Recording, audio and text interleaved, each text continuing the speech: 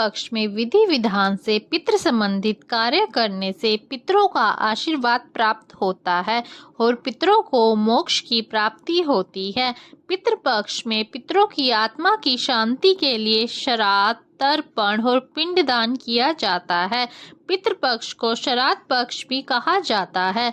इस साल पितृपक्ष 29 सितंबर 2023 शुक्रवार से शुरू हो रहे हैं और इनका समापन 14 अक्टूबर शनिवार को होगा।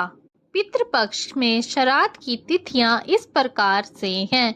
पूर्णिमा श्राद्ध 29 सितंबर, प्रतिपदा श्राद्ध 29 सितंबर, द्वितीया श्राद्ध 30 सितंबर, तृतीया श्राद्ध 1 अक्टूबर, चतुर्थी श्राद्ध 2 अक्टूबर, पंचमी श्राद्ध 3 अक्टूबर, षष्ठी श्राद्ध 4 अक्टूबर, सप्तमी श्राद्ध 5 अक्टूबर, अष्टमी श्राद्ध 6 अक्टूबर, नवमी श्राद्ध 7 अक्टूबर, दशमी श्राद्ध 8 अक्टूबर, एकादशी श्राद्ध 9 अक्टूबर, द्वादशी श्राद्ध 11 अक्टूबर, त्रयोदशी श्राद्ध 12 अक्टूबर, चतुर्दशी श्राद्ध 13 अक्टूबर, अमावस्या श्राद्ध 14 अक्टूबर। पितृपक्ष में तिथियों का विशेष महत्व होता है। जैसे जिन पूर्वजों की मृत्यु जिस तिथि पर होती है उसका श्राद्ध उसी तिथि पर किया जाता है। जिन लोगों का निधन अगर द्वितीय तिथि को हुआ है तो उनका श्राद्ध भी उसी तिथि को किया जाएगा। जिनकी मृत्यु नवमी तिथि को हुई है तो उनका श्राद्ध भी पितृपक्ष की नवमी तिथि को किया जाएगा।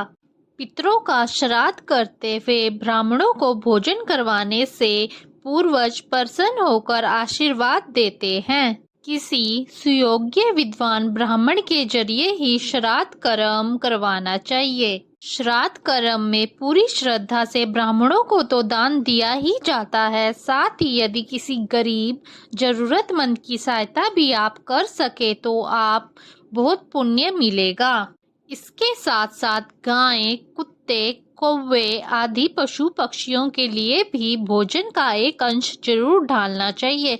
यदि संभव हो तो गंगा नदी के किनारे पे श्राद्ध कर्म करवाना चाहिए।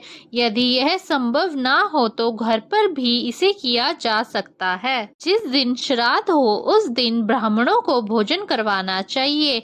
भोजन के बाद दान दक्षिणा देकर भी उन्हें संतुष्ट करें। श्राद्ध पूजा दोपहर के समय शुरू करने चाहिए। योग्य ब्राह्मण की सहायता से मंत्र उच्चारण करें और पूजा के पश्चात जल से तर्पण करें। इसके बाद जो भोग लगाया जा रहा है उसमें से गाय, कुत्ते, कौवे आदि का हिस्सा अलग कर देना चाहिए। इन्हें भोजन डालते समय अपने पितरों का स्मरण करना चाहिए।